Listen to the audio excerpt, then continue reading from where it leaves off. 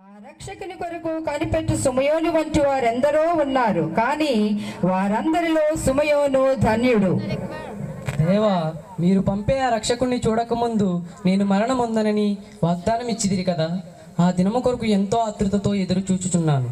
దేవాది దేవ, సర్వ సృష్టికర్త, ఈ లోక రక్షకుణ్ణి నాకు చూపించబోచున్నందుకు, నా జీవిత కాలంలో ఈ వాగ్దాన రూపు అవతరించబోచున్నందుకు నా జన్మ తరించింది. దేవాది దేవ, సర్వ సృష్టికర్త, మీకు వందనం.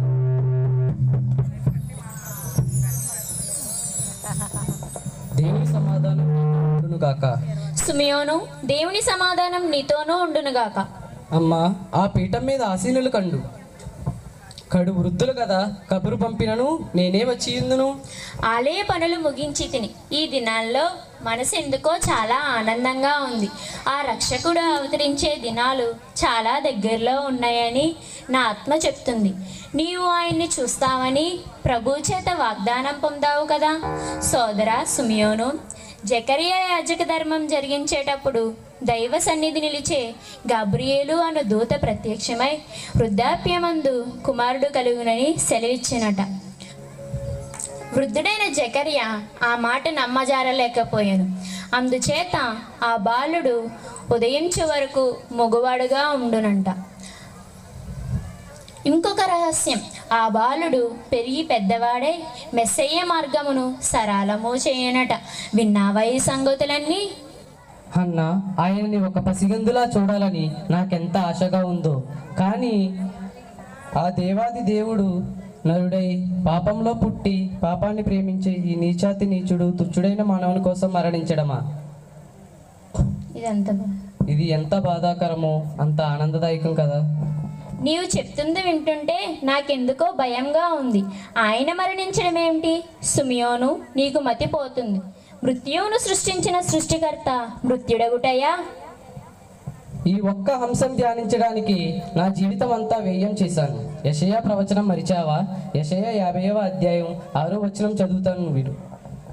కొట్టువారికి నా వీపు అప్పగించి తిని, వెంట్రుకలు పెరుగు వేయి వారికి నా చెంప అప్పగించి తిని, ఉమ్మి వెయ్యి వారికి అవమానపరచు వారికి నా ముఖము దాచుకొనలేదు. చాలు చాలు సుమయోను, అవన్నీ నెరవేరబోచున్నాను. ఈ బలహీన హృదయం తట్టుకోలేదు. ఆయన పసికందుగా అవతరించే క్షణాలు చూసి నిష్క్రమించేదను. కానీ ఆయన ఈ పాటికే ఏ కన్య గర్భమునో పిండమై ఎండునని నాకు తోచుచున్నది. ఇశ్రాయేలీలలో ఈ ధన్యత కొరకు ఎందరు కన్యలు ఎదురు చూచుచున్నారు. కానీ దావీదు పురమందలి బెత్లెహేములోనే కదా ఆయన జన్మించును. ఆ ధన్యజీవి ఎవరో? మరియా స్త్రీ లోకంలో ఉత్తమురాలు, ప్రభువు తల్లియగు ధన్యత పొందినది. దేవాది దేవా, సైన్యములకు అధిపతి యెహోవా, నిన్ను నమ్మిన జనాంగములో నన్ను జన్మింపచేసినందుకు నీకు వందనములు. నువ్వు దేవా, నేను పాపిని, నీ కృపలో నీ క్షమాపణలో నన్ను జ్ఞాపకం చేసుకో ప్రభు. దేవాది దేవా, సర్వ సృష్టికర్త, ఒక్క మాట చే సృష్టిని అంతటినీ పాలించు ప్రభు.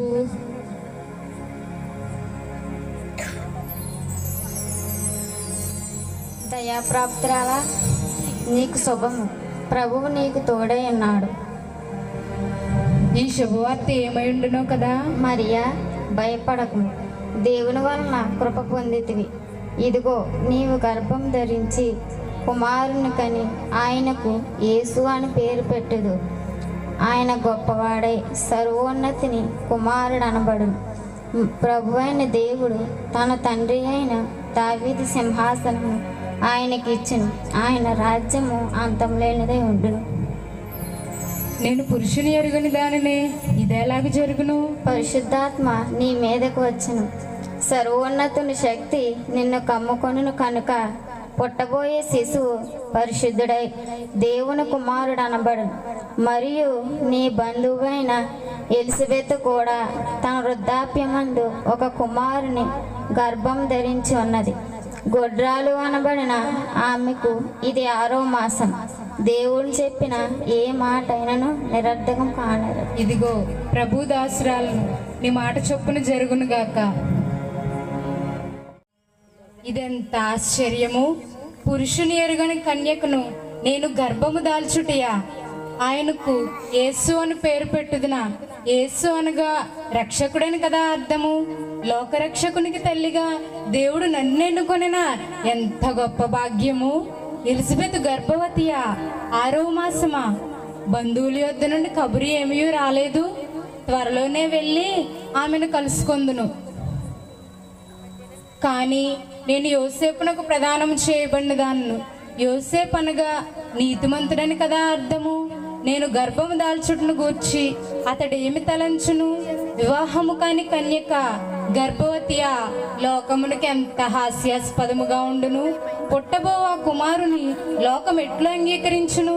ఇదంతయు చాలా గోచరముగా ఉన్నది. దేవునికి అసాధ్యమైనది ఏమున్నది? నరకము నుండి ఒక పాపి మళ్లింపబడి రక్షింపబడుట కూడా అసాధారణ క్రియ కాదు. ఎంత బాధపడుచున్నాడో చూడండి. నేను వివాహమాడుటకు ఉద్దేశించి ప్రదానము చేసుకున్న కన్యమర్య గర్భవతి అగుటయా? ఎంతో చక్కనిదని, సౌందర్యం కన్నా గుణవతి, భక్తి గలదని పేరు సంపాదించుకున్నదే.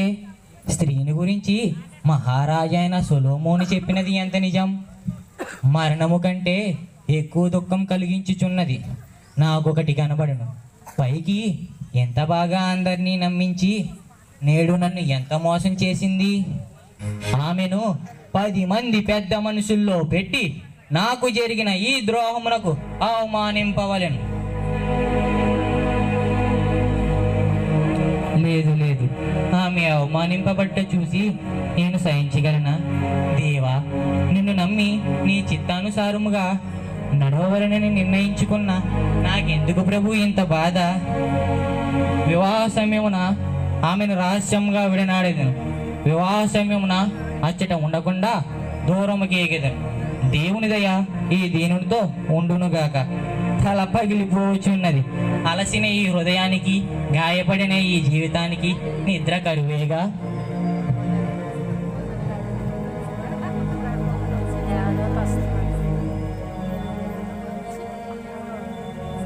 యోసేపు, నీ భార్య అయిన మరియను చేర్చుకొనుటకు భయపడకము. ఆమె గర్భం ధరించినది, పరిశుద్ధాత్మ వలన కలిగినది. ఆమె ఒక కుమారుని కను. తన ప్రజలను వారి పాపముల నుండి ఆయనే రక్షించును గనుక ఆయనకి యేసు అని పేరు పెట్టుదు.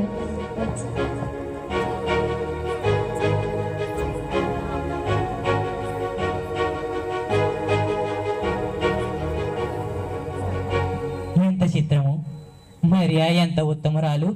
ఇన్ని యుగాలుగా లోకం ఎంతో ఆశతో ఎదురు చూస్తున్న ఆ లోకరక్షకుని తల్లిగా దేవుని దృష్టిలో దయ పొందినది.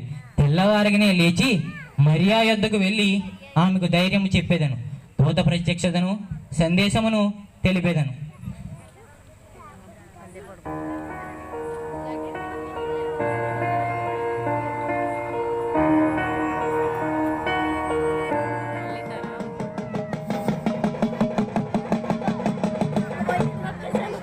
అయ్యలారా, అమ్మలారా, పట్టణ ప్రజలారా, అందరూ ఆలకించండి. హో! మహారాజా రాజశ్రీ శ్రీజరి చక్రవర్తి మీ యొక్క జనాభా లెక్క రాయుట కొరకు మీ సొంత గ్రామములకు వెళ్ళవలసినదిగా ఆజ్ఞాపించుచున్నారు. హో!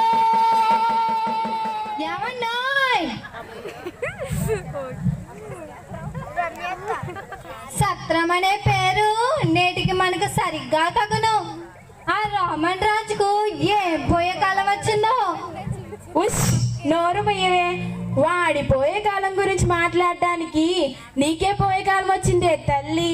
అది కాదండి, గదులన్నీ నిండాయి, ఇల్లంతా నిండిపోయింది. ఇంకెక్కడికండి వరద వచ్చినట్లుగా వస్తున్నారు.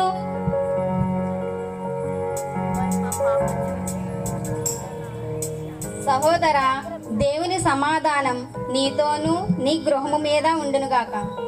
సహోదరా, నీకును నీ కుటుంబానికి సమాధానం కలుగునుగాక. ఇంతకీ మీరెందుకొరకు వచ్చారో అర్థమగుచున్నది. మీ ముగ్గురకు ఏదో రీతిగా స్థలం చూపించగలను.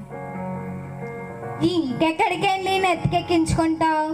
వాళ్ళు నడుము వాల్చుకోవడానికైనా స్థలం కావాలా అక్కర్లేదా? ఈ ముగ్గురిని ఉండనిద్దాం లేవే, ఇంకెవరిని తీసుకోవద్దు సరేనా?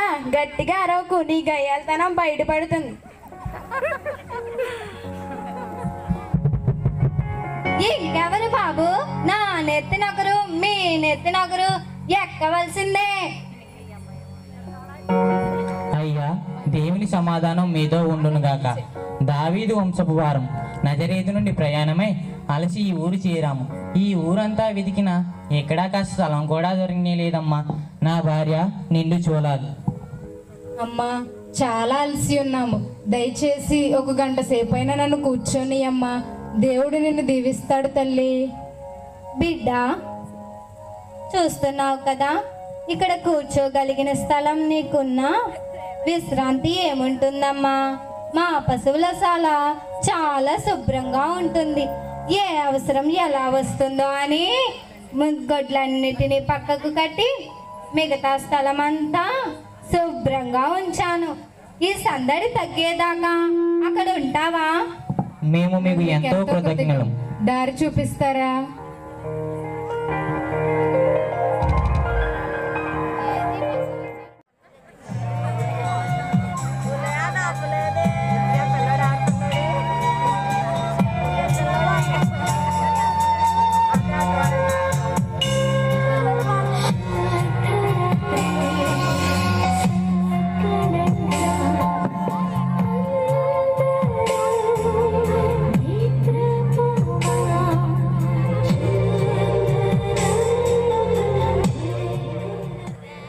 ఊరే సిన్నుడా, గొర్రెలన్నిటినీ మళ్ళేసావట్రా? ఏంది అడ్డ వణుకుతుంటావు? మా కాలంలో మీ వయసులో ఎట్లా ఉండేవాళ్ళం, ఎన్ని పనులు చేసేవాళ్ళం. కూతమంట నగైరా బాబు. అయితే సీమోను మామ, ఈ రేతిరి చాలా ప్రశాంతంగా చల్లగా ఉంది. ఏదైనా ఒక కథ చెప్పు మావా. నిజంగా తాత, దావీదు కథ, యోసేపు కథ ఎంత బాగా చెప్పేవాడివి తాత.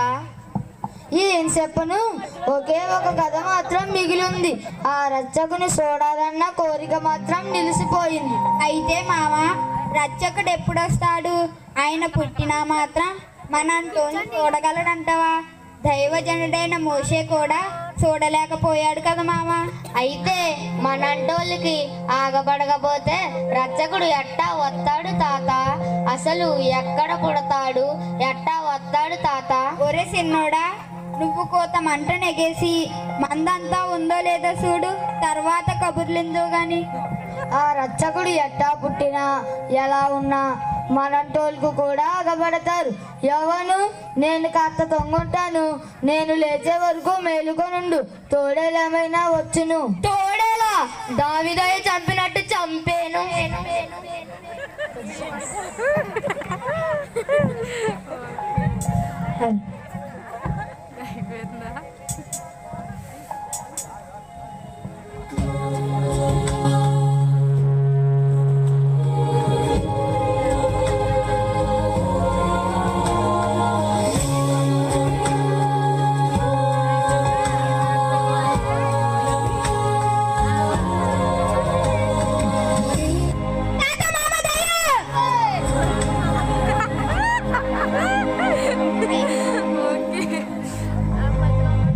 గొల్లలారా, భయపడకుడి.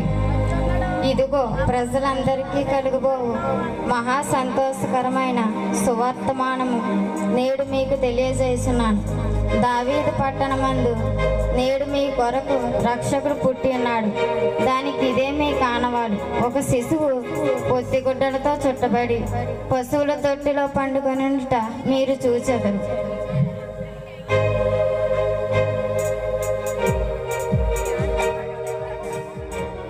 కింద పుట్టాడు, చిక్కులు పోగొట్టాడు, పాకలోన పుట్టిడంత పండు లాంటి చిన్నోడు. వెళ్ళి చూద్దాం తమ్ముడు, మనం వెళ్ళి వద్దాం తమ్ముడు. వెళ్ళి చూద్దాం తమ్ముడు, మనం వెళ్ళి వద్దాం తమ్ముడు. తాము మమ్మల్ని పిలిచిన వెంటనే వచ్చి తిని ఆశీనుకండు మహామంత్రి. చాలా దినలుగా మా మనసు ఎందుకు ఆందోళనగా ఉన్నది. ఇది ఏదైనా దుస్సంఘటనకు దారితీనని మా ఊహ. దైవజనులమని ప్రగల్భాలు పలికే ఈ యూదులను జయించిన రాజాదిరాజులమే తాము ఇట్టి ఊహకు తావిచ్చుట మా మనస్సును కలవరపరుచున్నది. యువరాజు కుమారులందరూ ఆయా రాజకార్యములందు ఆసక్తులు ఉండగా మహారాజునకి ఈ సందేహములేలా? మహామంత్రులకు తెలియని రహస్యాలేమనవి? ఈ యూత జనాంగం ఎప్పుడు మా ప్రక్కలో వెళ్ళమే. అయిననేమి ఈ యూత జనాంగములు మూర్ఖులు, కృతజ్ఞులు. రాజు చిరంజీవి అగునుగాక. యూదా జనాంగము ప్రత్యేక జనాంగం అని కదా లోక ప్రసిద్ధము. ప్రత్యేక జనాంగం ఎందుకు కాదు? వారికి ఉన్న ఆజ్ఞలు మరి ఎవరికి లేకపోయినా వారి దేవుని వారిని ఎంత శిక్షించినా మారని జనాంగం కాదా ఇది? కాల చక్రను అడుగున వేసి నలిపిన శేషం మిగులుతుంది. పాపులను నశింపజేసి శేషాన్ని ఉంచుకుంటానని కదా మహాప్రభు వారి దేవుని వాదన. మహారాజులకు వేద గ్రంథం బావుగా తెలిసినట్టున్నది. మహారాజులు తమ మనస్సును కలత పెట్టేదాన్ని పదే పదే ఆలోచిస్తున్నారు. అందుకు కారణం ఈ యూదా జనాంగంలోని పలు తెగలు నిలువుటంగులు ధరించి వీధి మూలన నిలవబడి దీర్ఘ ప్రార్థన చేయవారు. మహారాజునకి ఇట్టి సందేహములు ఎలా కలుగు వల్ల ఆ మెస్సయ్య అనేవాడు పుట్టినచో రాజునకు వాత రాకుండునా?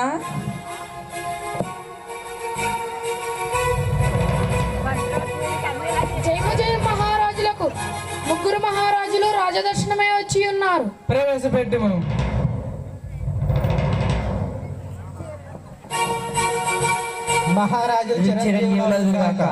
మహారాజులను ఆహ్వానించుచున్నాము. ఆశీలు కండు.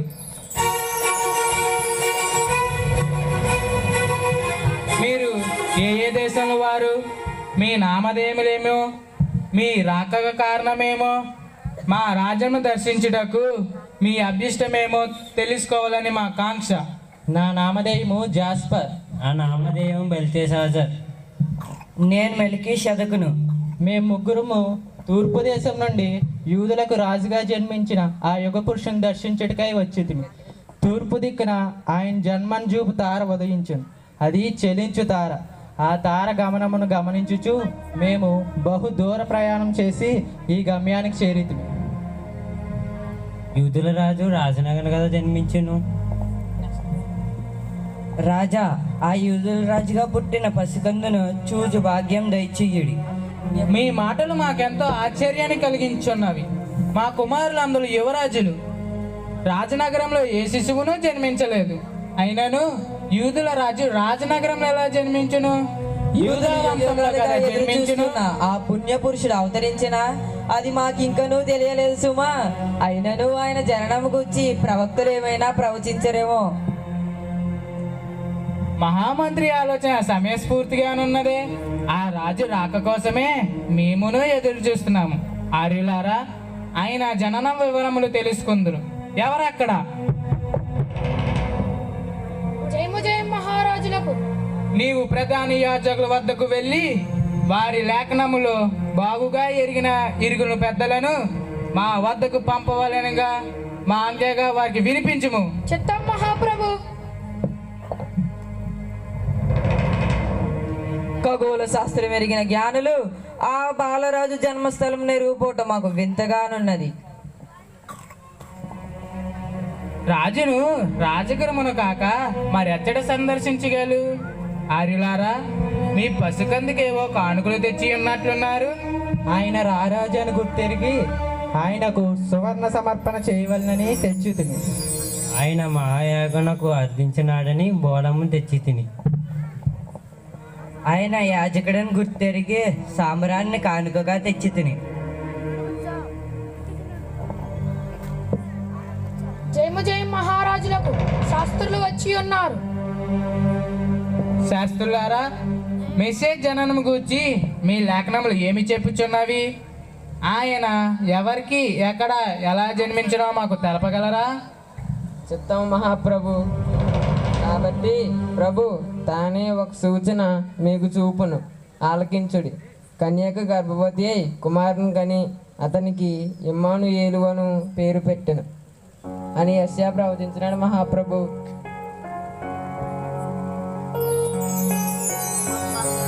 బెత్లెహేము ఎఫ్రత యోదావారి కుటుంబంలో నీవు స్వల్ప గ్రామమైనను నా కొరకు ఇశ్రాయేలీలను ఏలబోవాడు నీ నుండి వచ్చును. పురాతన కాలం మొదలుకొని శాశ్వత కాలము ఆయన ప్రత్యక్షమవును అంటూ మీకా ప్రవచించినాడు మహాప్రభు. ఇంకా మీరు వెళ్ళవచ్చు.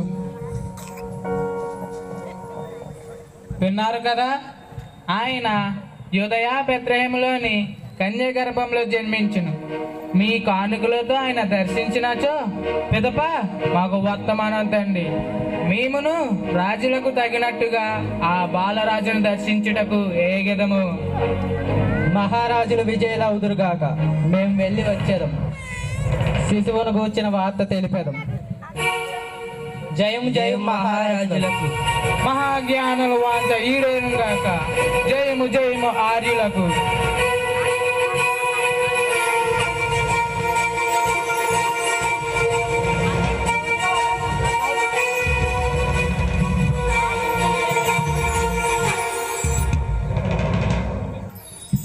మహామంత్రి విన్నావా? ఆ యూదుల రాజు ఉదయించెను. కాలమును బట్టి చూడగా ఆ బాలుడు 1 సంవత్సరం ప్రాయం దాటి ఉన్నట్టున్నది. మీరు వెంటనే బయలుదేరి ఈ జ్ఞానుల గూర్చిన రాకను సమాచారం వ్యాపించకుండా భద్రము చేయుడి.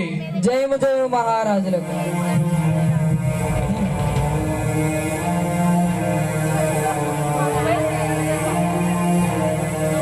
యూదుల రాజట తూర్పున తార ఉదయించినట. ఆ తారే వారికి దారి చూపినచో మా వద్దకు ఎలా రావాలను? తూర్పు దేశ జ్ఞానులట ఈ పసికందికై ఏతించిరట. బంగారం, బోలం, సామ్రాణి, రాజు, యాజకుడు, రక్షకుడు, ఓహో ఏమి కానుకలు!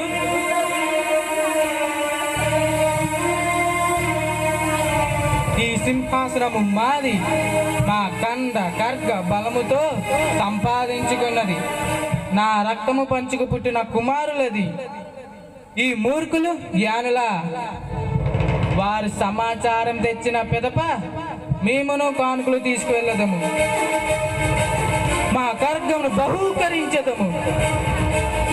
మా ఖడ్గంతో ఆ శిశువును కండ కండములుగా నరికి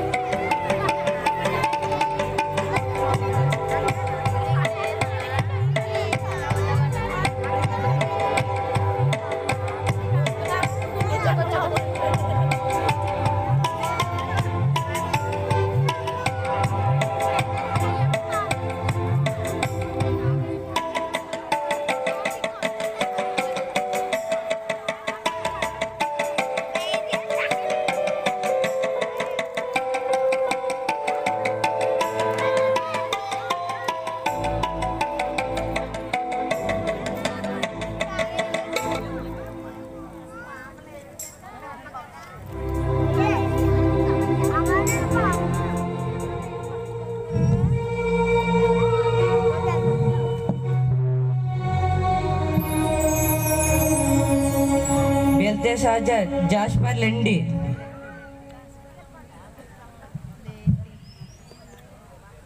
దేవుడు రాత్రి నాతో కల్లో మాట్లాడి ఉన్నారు. హేరోదు యేసును చంపుటకే కుట్ర పన్నుచున్నాడు. కావున హేరోదు వద్దకు వెళ్ళక మరి ఒక మార్గమున మన దేశమునకు వెళ్ళవలను. ఇది దేవుని ఆజ్ఞ. దైవాజ్ఞ నెరవేరునుగాక. మన ప్రయాణం సాగించదు.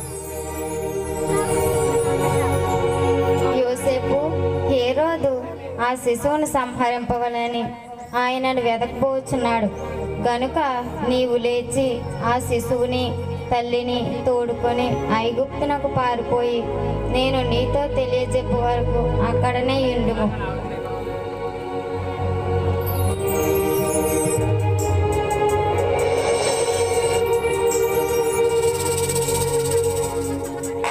మరియా, లెమ్ము లెమ్ము.